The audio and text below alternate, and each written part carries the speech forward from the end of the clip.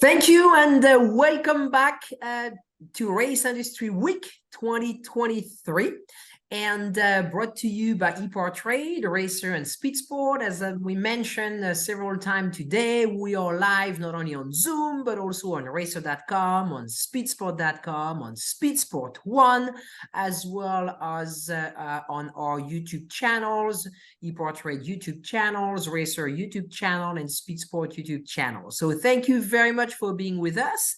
This is our last session of the day with Formula Drift. I'm being told that Ryan is with us. A great series, Formula Drift. We talked with Stefan Papadakis earlier, who was a pioneer in his field, and one of the earlier guys competing with Formula Drift. Ryan, you there? I see Ryan Sage with us. Good afternoon, Ryan. There we go. I just unmuted. Good afternoon. How are you? Good. Thank You for for joining joining today.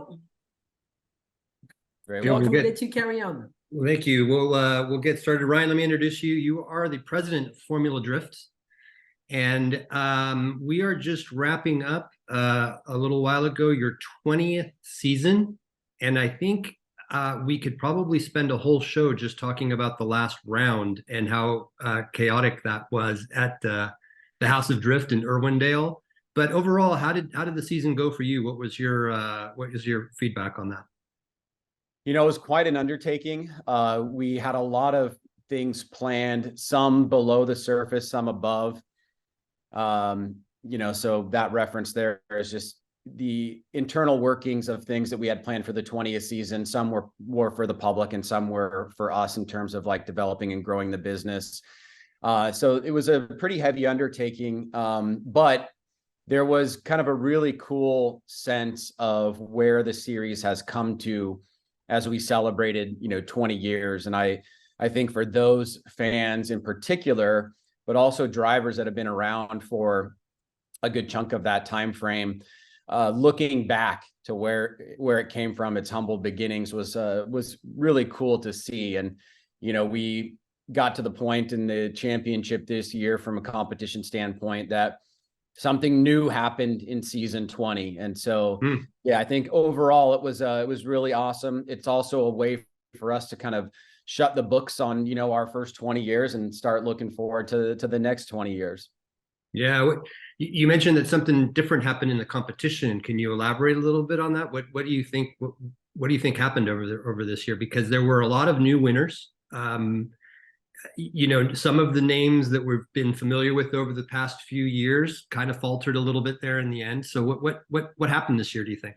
Yeah, you're kind of pointing right to it. I mean, basically, if you look at the championship historically, you've got a number of drivers that have multiple championships, whether it's Chris Forsberg with 3, or Von Gittin Jr. with 2, or James Dean with 3, or Frederick Osbo with 3. Stanley Hubenet with 2, and then you've got a bunch of single season winners. Most of those athletes, rather all of those athletes, had been around in the series for a period of time.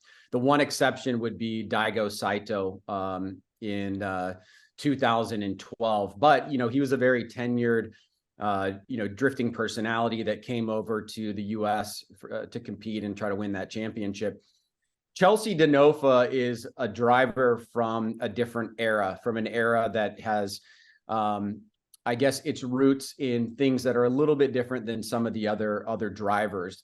He was the newest face on the block. Yeah. He was the star to be, and it never really captured that championship, not because he wasn't, a strong performer, but I think because, he liked to drive a certain kind of way. And sometimes that driving would, bite him in the butt, so to speak. Multiple times, I think, as his career developed, in particular when he went to RTR, it was almost a foregone conclusion that he would win multiple championships. But this was the first year that he captured it. As you mentioned, very drama-filled. It came down to the wire, of course. But, he had 4 event wins this year, so he was clearly the most dominant driver. Yeah. Yeah. When we take a step back and look at the bigger business, and again, celebrating your 20th season and that milestone, as you look back, what what do you think are the things that Formula Drift has done right over the years to get to the place where it is? And maybe where do you think that there's still room for growth and improvement? It's a great question. I think a lot of the early iterations of the business came out of necessity. Drifting was certainly not very well respected by the traditional motorsports community, in the sense that I think, racing, has a very simple premise, get from point A to point B, and whoever gets there faster wins. I mean, that's a simplistic way to look at it, but that's basically about it. And, drifting is a subjective sport. And I think there's an element of that is antithetical to certain, certain people within the motorsports community. But the thing that it does have, and that it's always had, is it has this youthful audience. About 90% of our audience is between 18 and 30. So as we've kind of developed the sport, we were leaning more into the areas where we could really drive the sport in a direction that would allow it to grow, not trying to be a recreation of other motorsports that were out there by doing all the traditional steps, because many of those steps were not necessarily available to us. It's only been probably within the past 10 years that, we could call up any venue and probably get, some participation at that venue. But we never, to put some meat on the bones, we never couldn't take the approach where, as an organizer, we would work with a promoter, or we would, find somebody to sanction the series. We kind of had to self-sanction at certain points in our history. And we also had to act as the promoter. So we were basically going in, renting venues, acting as the promoter, acting as the broadcast producer, doing all of those things soup to nuts. And I think that gave us a lot of leverage as we got bigger and continued to grow. But in the early years, that was incredibly challenging, because many of the things that were available to a lot of motorsports weren't available to us. And so we had to, figure out our way around, and, our choice to kind of lean into the things that we can control, and that we were good at, turned out to be, a net positive for us at the end of the day. Yeah. And what about that area where there's still things that, you look at and you go, we can step up our game here, or we can evolve it a little. Maybe it's not a question of stepping up the game. Maybe it's just a question of continuing to push forward in that direction. Is there anything you can highlight in that regard?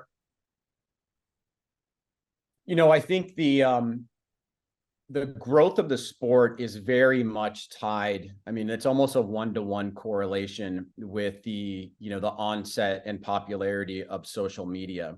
And that has been a major driver for us in many different ways. It's also been a major driver of the way that we, say, produce our live stream broadcast, and that way that we look at distribution. And so because of that, that presents a certain set of problems as well. With every good, there's going to be, a counterbalance to that. And so, we've never really been in a position to be able to go and take our rights, our package, and, go and say, sell it to a network for a big fee, and then have that be part of the way that we distribute funds within the series. And I think that is something that, in the traditional sense, I think we would like to get to that. But one of the things that we learned along the way by not doing that is that we're able to have shared rights with the drivers themselves. And so when you are an athlete in the series, you get to participate in the ability to film, distribute content from our events, utilize our content, utilize our drone footage, our GoPros, and all that kind of stuff. And that has been the number one driver of the popularity of the sport, is that essentially you have, 40 influencers plus all their media personnel that are putting content into the marketplace so that people can digest it. And it's made the sport incredibly popular. So I think that's one of the things where there is a situation where, had we gone down the road of a traditional broadcast distribution deal, we wouldn't maybe necessarily have the sport that we have today. And at the same time, the sport that we have today is an outgrowth of why it became so popular on social media. And so, the kind of the T in the road that we're at right now is figuring out, do we continue to go down this road and control our destiny and bring all the things that we think are important to the general audience through this mechanism, or do we do something different? Like, is there a hybrid model that we can look at that still allows teams to monetize in a traditional way, traditional to us, but that allows the sport to be able to do different things. I mean, we do have a broadcast television partnership with MAV TV that we signed this past year, which is kind of putting dipping our toe into that space a little bit, and that's been incredibly fruitful. But it's taken them looking at what we do, how the sport is cut up over an event weekend, and actually making an adjustment in perhaps the way that a traditional broadcast company would operate, not the way that a series would operate, because we don't have fixed timelines with our competitions. Right. We've got generalities. If we have a big oil down or a big crash, that sometimes can be antithetical to a traditional, live broadcast. But MAV jumped into this, with both of their feet. And I think right now it's paying dividends for how things might take off in the future. Yeah, it strikes me definitely as one of those, the grass could be greener on the other side sort of thing. But again, there's also the careful what you wish for. And in that regard, and especially with the popularity of influencers, social media, this sort of ability to own your content and own your distribution, which in turn means to some extent that it's possible you own your audience. Is that more inviting to your commercial partners, I would think, because there aren't a lot of additional hurdles that they have to jump through in order to activate their product. It's almost more of a one-to-one relationship with the customer. No, I think that's right. Being able to vertically package deals with sponsors has been an incredibly important part of the exercise of building, the drifting space and also the culture around drifting. Most of our sponsors are interested in that vertical integration. Yeah. And it's also allowed them to, essentially be able to deal with one entity as opposed to two or three. And so there's an efficiency element that goes on there as well. I think one of the biggest challenges with doing that is that there can be times in the series, COVID is a great example, 2008 is another great example, where that model makes you extremely leveraged, and so you have to be able to figure out ways to reduce that leverage so you can keep it going on. One of the more important assets I think that we have, that we've learned through those times in particular, is that the audience is incredibly passionate about what we do. And so they have single-handedly been responsible for keeping us afloat during the housing crash, watching our stuff when we were in the COVID years and nobody could come to these events. So those things have been really awesome, and they're compelling in terms of the storytelling as well. When we talk to sponsors and say, this is a very unique audience, they don't do a lot of other things. There's a motorsports component here, but also a cultural one. And so from that standpoint, I think it's been a net positive.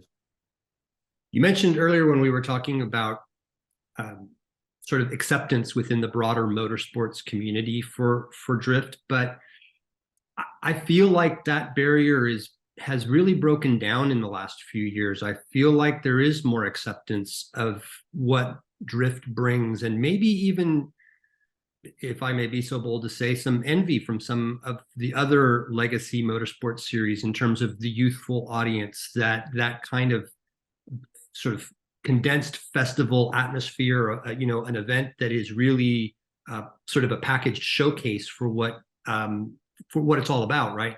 Do you feel the same? Do you feel like there's been a little bit of more acceptance broadly speaking within the motorsports community? I do. Yeah. I mean, I think there are individuals that just don't like drifting from, say, an aesthetic standpoint or the judging aspect of it. Because, in traditional racing, a lot of, I think the way to win is predicated upon, how you spend your money and, where your funding mechanisms come from. And there's an element of that in drifting, of course, but, I've got countless stories of guys that are running a $75,000 program going up against a $2 million program, and the $75,000 guy wins 50% of the time. So that doesn't make sense in a traditional, viewpoint. But I think you're right. Like, I can remember, quotes like, you guys will never make it out of the first year. And then we get to year 5 and we're like, well, you'll never make it past year 5. And then once we got to year 10, those voices kind of like faded into the background. And I think people started to understand how important it is, broadly speaking, that youth are involved in motorsports. I mean, it is one of the aching pains of many of the motorsports pre-Drive to Survive, that there were not a lot of young people coming into motorsports. And so when you come to our events in particular, and you see a bunch of young kids there and they're having the time of their life, that's a very compelling story if you're somebody that's interested in the development and growth of motorsports. Yeah, you actually sort of presaged one of my questions, which is what you talked a little bit about budgets, big budget, small budget. As a broad statement, you're put your hat on as somebody who's trying to grow the series, which is what you do every day, and you say to a potential competitor, what does Formula Drift offer that maybe some of the other series don't? And a part of that is, as you've touched on, what does it take to be successful actually in Formula Drift? Yeah, that is probably one of the most important questions that a potential driver could ask themselves. And it's one of the things that we have to think, quite a bit about. Tomorrow I'm not going to wake up and become a professional baseball player, no matter how hard I willed that. I'm not even going to probably become a professional mixed martial artist, even though the barrier to entry there is a little bit lower. But there's a kid right now working in a shop that in 2 years, if he really wanted to, could have a license to go to Formula Drift, compete in pro spec, and a year later be in the pro championship. And there are literally countless examples of that happening. And so you have this very, very, attainable barrier to entry within drifting and within Formula Drift in general. And that's a really cool thing, because you can be on a fairly large stage in a very short period of time, dancing out your passions and the things that you love in life, and basically living your dreams. But it can cost to do these things as well. And the relative cost to do these is much, much less than most traditional motorsports, from registration to developing and building a car. But you do need to, put some investment into it, especially into where the revenue is going to be derived from your program. And primary revenue derivation in drifting comes via sponsorship. And so the sponsorship constraints that we have for athletes are very, very low, meaning minus, products that you can't display for the general public or promote to under 18 or something like that. You can pretty much bring in anybody that you want, and you can activate those sponsorships in a way that is pretty different than a lot of other motorsport sponsorships in terms of on-site, and the way that, we will also promote you as an athlete, because that's a promise that we make, to those athletes as well. I think understanding that and the sandbox that you play in, and there are a number of athletes that have done it tremendously well and totally get it, and know that even if you get to the event and you qualify and you get knocked out in the top 32, that's not the end of the story for you. The driving is actually the bonus. The work, the things that you need to do to get revenue for your program, is everything else around that. You as an influencer, you as a brand representative, all the things that you're doing pre-event, all the things that you're doing in your paddock, how are you driving attention, what you're doing for social media. So I think that can be a very stark task for a young driver to understand, but those that come well prepared, can have a long tenure as an athlete in Formula Drift. Well, and beyond, I think about Tanner Faust. I think about Vaughn Gittin Jr., who have just to name two actually, but who have sort of built these careers far beyond their start really in Formula Drift. I mean, to me, Vaughn is like the modern day Carroll Shelby. I wasn't the one that came up with that. Somebody else did. But when I think about it, I agree with it. And Vaughn in particular is a driver that has probably spent hundreds of hours talking to myself and to the series about how to better understand what it is that we do so that he can create the best possible leverage for his programs and incentives for his sponsors. And he knows how to activate. He can come to 4 rounds, this year in particular, and still have arguably the best program in the championship collectively with the other drivers that he has, and the ability to scale his business out even when he can't physically be present is something that I think he's really mastered. And Tanner's another great example. I mean, Tanner, I think, is an example of a really incredible driver that took a different approach. He drove for a team, but he built himself up as a personality, as a very skilled driver personality, got the Top Gear deal. And so he kind of took a little bit of a different approach. And if you look at the really successful drivers in the series, they don't all do the same things, but they find their niche and they figure out what they're good at and what is going to resonate with people about who they are and what they do. And then, like I mentioned, for us in our early years, they leaned into that and they really went out and developed a strong program. Totally. What is coming up now for season 21 and beyond? I know you guys have put out your schedule. It's a pretty consistent to this year's schedule, if I'm not mistaken. But are there any things that we can expect that are new, and where ultimately do you see the next 20 years for Formula Drift headed? This year's a really important year because we have a number of venue contracts that are coming up, and, we'll have to make some decisions about whether or not we stay or if we try to go to different markets. And those decisions have to be made, sometime, in the, first or second quarter, most likely. So there's going to be a lot of impetus on understanding, what each of these venues offers to us and how it is able to play a role in the series as a whole. I think one of the things that I struggle with in terms of how to think about what we do for the future is that there are a number of great venues in the United States and in North America that certainly could hold a drifting event, but they might not be the perfect fit for us for a number of different reasons.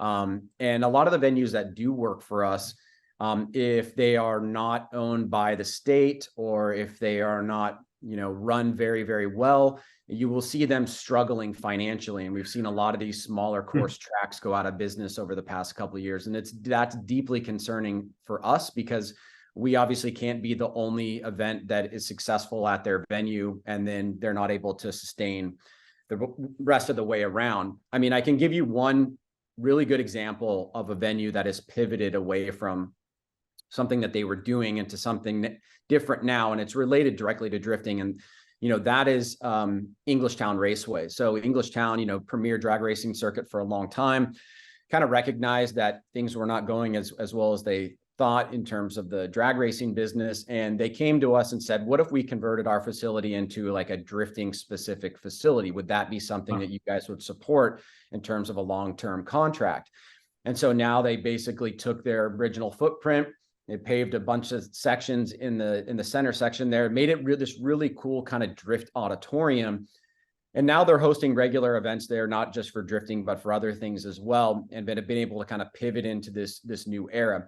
I don't know if every venue has the ability to do that or can do that, but I am worried about a lot of the smaller market venues that have been around for a long time that are well suited for events like ours, struggling financially because of, the real estate prices there are much more valuable for me to put some condos in a racetrack. And, you kind of hear this refrain quite often, but there will definitely have to be some venue discussions for us, very, very shortly here, some of which we're already attending to. And then I think the question for the series as a whole, because we kind of run a little bit of a democratic ship around here, is I think that we probably need to have as part of our plan some scale. We've been at 8 events for a long time. I think we could easily, under the given resources that we have now, go to 9 or 10. But, the athletes have to be ready to do that as well. There either has to be a financial incentive or there has to be some other reason for them to participate, because we don't want to have a series that doesn't bring around all the top athletes to every single event. That's a very strong lesson that I learned in the import drag racing days, when there was a lot of, mixing of athletes from different series. And so if you're a fan and you wanted to see Steph Papadakis, for example, but he was at another race weekend, you would not get Steph at that particular race weekend. So that element is a really important part for me. And I think, within the next 5 years, will we expand? I think we probably will, but I think more so we will probably see that some of the venues that have been long-term partners of ours will either continue to be long-term partners or will pivot to new markets. And in terms of, the actual on-track product, do you see anything evolving, any changes in formats or anything that might, take Formula Drift in a different direction? I mean, that is an area where, we change a lot every single year, because I think we take a lot of input from fans in particular, and post-COVID has been such a flourishing of input from fans, because a lot of these have been new fans that have been introduced to the sport for the first time. And so we have to try to figure out, how do you come to an event, understand what's going on in 30 seconds? And that means that not just the format, but also the way that judging occurs and the data that we are acquiring from the drivers and teams become part of the formula now. I don't, there's kind of a little bit of a segment of the population that thinks that, okay, there's enough technology and AI and in, algorithmic kind of like hard devices that could basically do automated judging. And, there's a part of me that is sympathetic to that. But at the same time, what has made the sport really appealing is that everybody gets to be a judge. And you get to talk about, the things that you found a benefit in driver A versus driver B. And so I think we will bring more data to board, but we will try to simplify our format and the nuances so that, whether it's mom and dad that are coming to the event, or they're bringing their new kids, which we saw a lot this year, people that were fans 20 years ago are now bringing their kids to the event. Yeah. That they will be able to understand what's going on. Yeah, that's awesome. Well, best of luck, Ryan, for 2024. We look forward to hopefully another nail-biting season next year. That's my pleasure. Thank you so much. Take it easy.